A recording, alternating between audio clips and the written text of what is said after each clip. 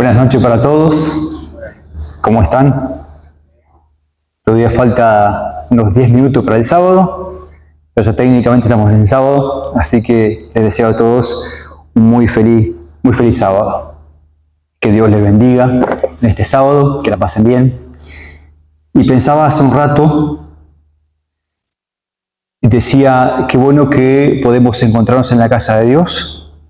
De pronto es mucho más lindo quedarse en casa, con la familia, después de la semana de trabajo, quizás cansancio, pero ustedes han decidido venir a la casa de Dios a compartir este culto en el marco de los 10 días de oración y 10 horas de ayuno, que va a ser mañana. Así que gracias por asistir, gracias por su paciencia esta noche, gracias por su presencia, paciencia porque van a tener que escuchar a Claudio, que esta noche, así que yo creo que juntos vamos a disfrutar de la presencia de Dios en esta noche. Quisiera, antes de que repasemos el tema de esta noche, que oremos así como estamos, para que Dios nos acompañe con su Santo Espíritu. Vamos a orar. Querido Padre que estás en el cielo, gracias por la semana de trabajo. Gracias por la semana de estudio y de otras actividades que hemos realizado. Gracias por todas tus bendiciones. Gracias porque estuviste con nosotros. Queremos rogarte esta noche que tu Espíritu Santo descienda sobre nosotros y que el estudio de esta noche sea de bendición para nuestro crecimiento espiritual. Rogamos en el nombre de Jesús. Amén. Amén. Bien, entonces continuando con la lectura de la armadura de Dios que estamos estudiando en estos 10 días de oración. Esta noche vamos a estudiar el capítulo número 2, que lleva como título ¿Cómo orar cuando no tenés ganas de orar? Esa es la temática. En este capítulo el autor intenta responder a la pregunta ¿por qué no tienes ganas de orar? Argumentando que es una realidad, dice el autor, es una realidad que le pasa a cualquier miembro, cualquier cristiano convertido, ¿sí? Desde el pastor, los dirigentes, hasta los miembros laicos. Eso dice el autor en su libro. Sostiene que es importante lograr conocer la razón, ¿sí?, por la cual no tienes ganas de orar si quieres tener una vida espiritual significativa, ¿sí? Y no caer de pronto en oraciones cliché, que son oraciones aprendidas de memoria, ¿sí?, a través del tiempo y que se repiten automáticamente y que muchas veces no tienen mucho sentido, ¿sí? Para evitar justamente caer en este tipo de oración, dice el autor que es importante conocer la razón por la cual no tenemos ganas de orar.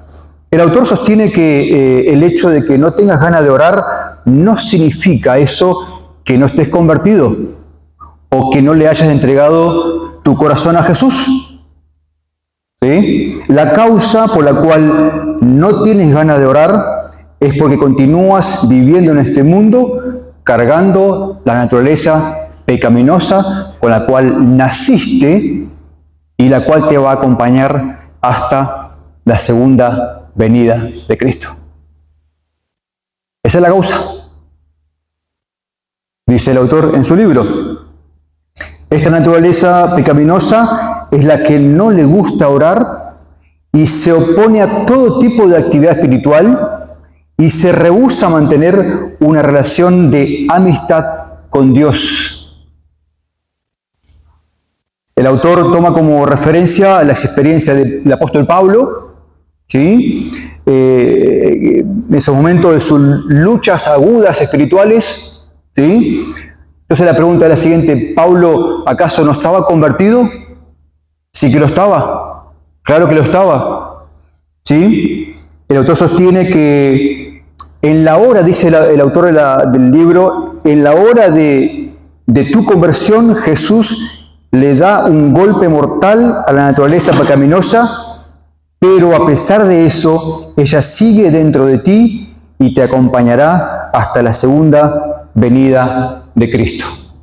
Cuando al fin, como dice 1 Corintios 15, 52 y 53, en un instante, en un abrir y cerrar de ojos, todo será transformado después del sonar de la trompeta. Esto se refiere al cambio instantáneo que tendrá lugar simultáneamente en todos los santos que se encuentren ante el Señor en la segunda venida de Cristo. Recién entonces la naturaleza pecaminosa dejará de existir en nuestros cuerpos. Sigue entonces el autor, se refiere a la experiencia de Pablo como una experiencia espiritual donde no todo fue muy lindo, no todo fue color de rosa, dice el autor, ¿sí? Después de su dramática conversión, ahí camino a Damasco, en ese día, enfrentó agudas luchas espirituales. Algunos años después de su conversión, el apóstol Pablo escribió en Romanos capítulo 7, si ustedes me quieren acompañar en sus Biblias, yo aquí le tengo escrito, voy a leer Romanos 7, 15 y 17, donde justamente escribe lo siguiente, hablando justamente de esta aguda lucha espiritual que se daba ahí en su corazón, en su cuerpo, y él lo dice de esta manera: no entiendo lo que me pasa, pues no hago lo que quiero, sino lo que aborrezco. Estoy leyendo en NBI, ¿sí? ¿Está bien? Pues, pero en ese caso ya no soy yo quien lleva a cabo, sino el pecado que mora en mí. El apóstol Pablo dice: el pecado que mora en mí. Él desea hacer lo bueno, él desea ser amigo de Jesús, tener un compañerismo permanente con Dios, desea orar, pero descubre que hay algo que dentro de él que se opone rebelde, se rehúsa, que lo lleva a pecar. En ese entonces, en ese contexto, es donde el apóstol Pablo exclama en Romanos capítulo 7, versículo 24, soy un pobre miserable, ¿quién me librará de este cuerpo sujeto a muerte? Sin embargo, el autor del libro sostiene que Pablo descubrió el secreto, la clave para la victoria de esta lucha aguda que se libra en su corazón. Del mismo modo que Pablo encuentra la clave a la solución de su problema, nos puede pasar a nosotros, ¿sí? Nos enseña cómo vivir cada día y vencer al enemigo.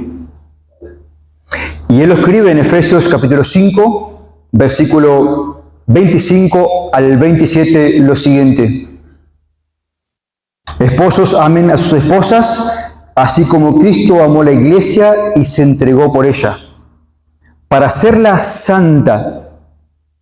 Él la purificó, lavándola con agua mediante la palabra, para presentársela a sí mismo como una iglesia radiante, sin mancha, ni arruga, ni ninguna otra imperfección, sino santa e intachable. La buena noticia es que vos y yo, como dice el autor, somos parte de esa iglesia. Y el beneficio del amor de Jesús también es para nosotros. Ahora volvamos un segundo al capítulo 7 de Romanos. En este capítulo 7 de Romanos, Pablo describe la lucha entre dos naturalezas, la de Cristo, por un lado, Y en segundo lugar, la naturaleza pecaminosa. La pregunta que esta noche vamos a tratar de responder es, ¿de qué está hablando Pablo exactamente cuando dice el pecado que mora en mí? Y el apóstol responde a la pregunta. Leemos en Romanos capítulo 7, 21 y 22 lo siguiente. Así que descubro, Romanos 7, 21 y 22, así que descubro esta ley, que cuando quiero hacer el bien, me acompaña el mal. Porque en lo íntimo de mi ser me deleito en la ley de Dios, pero me doy cuenta de que en los miembros de mi cuerpo hay otra ley, que la ley del pecado. Esta ley lucha contra lo que considero bueno y me tiene cautivo. NBI. El apóstol Pablo refiere a la lucha entre dos naturalezas. Una quiere estar en armonía con la voluntad de Dios, seguir los caminos y la senda del Señor, y la otra desea todo lo contrario.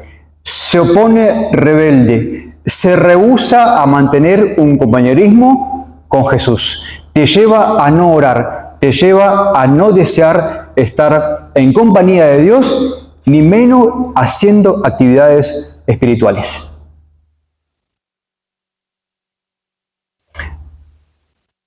El campo de batalla es tu corazón, dice el autor. ¿Sí? Entonces la pregunta es, ante esta realidad, ¿qué haremos? ¿Qué harás? ¿Sí? ¿Se puede ser salvo viviendo de esta manera? Si la realidad que nos alcanza a todos, pastores, miembros, dirigentes, ¿sí? Entonces Pablo escribió lo siguiente en Efesios 4:22, respondiendo a la pregunta ¿de qué haremos? ¿Seremos victoriosos? ¿Podemos seguir viviendo de esta manera? Entonces responde a la pregunta y escribe lo siguiente, Efesios 4:22. A renunciar a la antigua conducta, a la vieja condición humana, corrompida por la seducción del placer. ¿Sí? En otras palabras, despojarse del viejo hombre. Leo de nuevo. Renunciar a la antigua conducta, a la vieja condición humana, corrompida por la seducción del placer.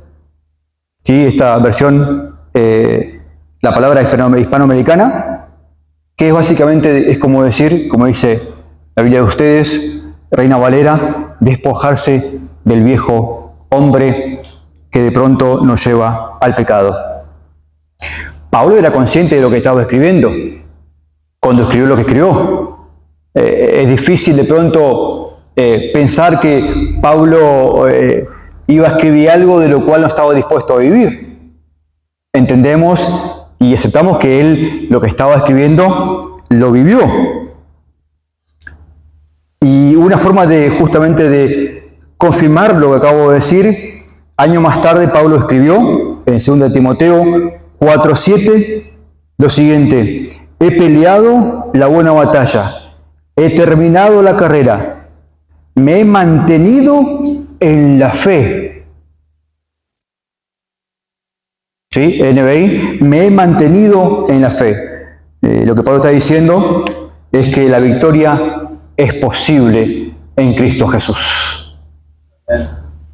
La victoria es posible en Cristo Jesús. Y si lo fue para Pablo, también lo será para nosotros en Cristo Jesús. Amén. La pregunta que queda por responder es, ¿cuál entonces es el secreto de la victoria? Entonces leemos nuevamente Efesios 4, 22 a 24. Renunciar a la antigua conducta, a la vieja condición humana corrompida por la seducción del placer, den lugar a la renovación espiritual de la mente. Den lugar a la renovación espiritual de la mente y revístanse de la nueva criatura, creada a imagen de Dios en orden a una vida verdaderamente recta y santa.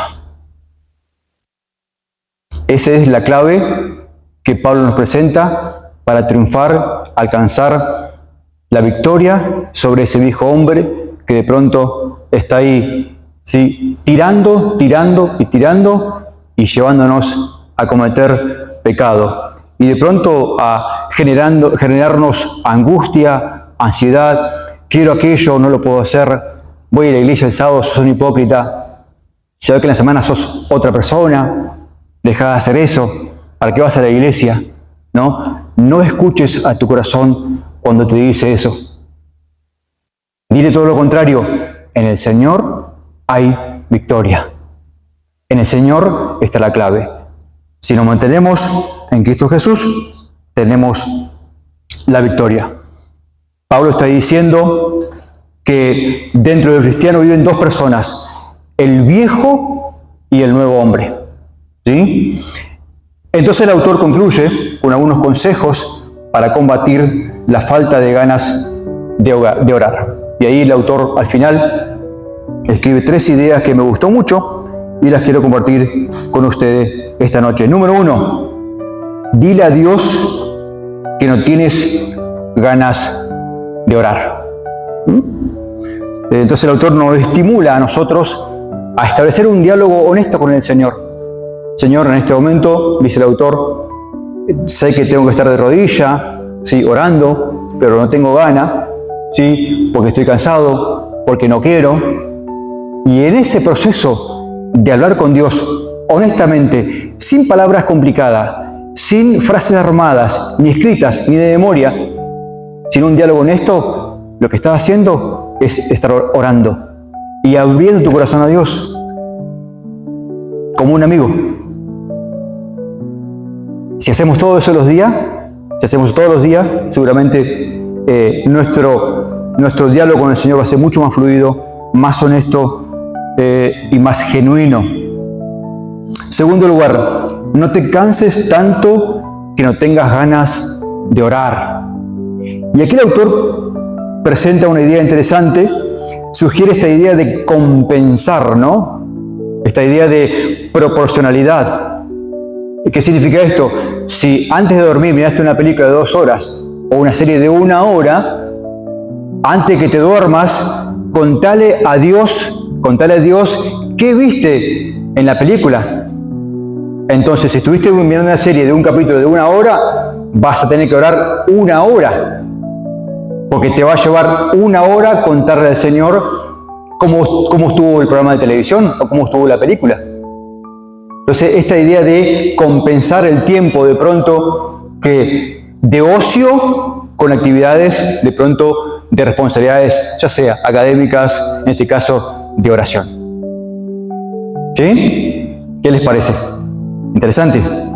A veces apagamos el televisor y vamos a la cama. Señor, gracias por el día. Estuvo tan bueno, o tuve un problema en el trabajo. Nos vemos mañana. Y nos acostamos a dormir. No, el autor dice no. Si seguimos esa rutina, no va a funcionar. Eso no es orar. Orar es abrir el corazón a Dios como un amigo y contarle nuestras actividades. Y último lugar, número 3, tú nunca estás solo, dice el autor. En los momentos más duros de la vida, de lucha y dificultad, cuando todo parece oscuro y no ves claramente el camino, el autor te anima a recordar que Dios está a tu lado. No le creas a tu corazón cuando te dice que Dios te abandonó. Dios controla el universo y sin lugar a duda también controlará tu vida con todo lo que hay en ella. Ojalá que nosotros podamos aprender, ¿sí?, a orar todos los días, decir al Señor, así como estamos, Señor, gracias por el día que nos diste, hoy tuve problemas, hoy tuve dificultades, las dejo en tus manos, y también agradecer a Dios por todas las cosas buenas que Él hace en nuestra vida. Que Dios les bendiga.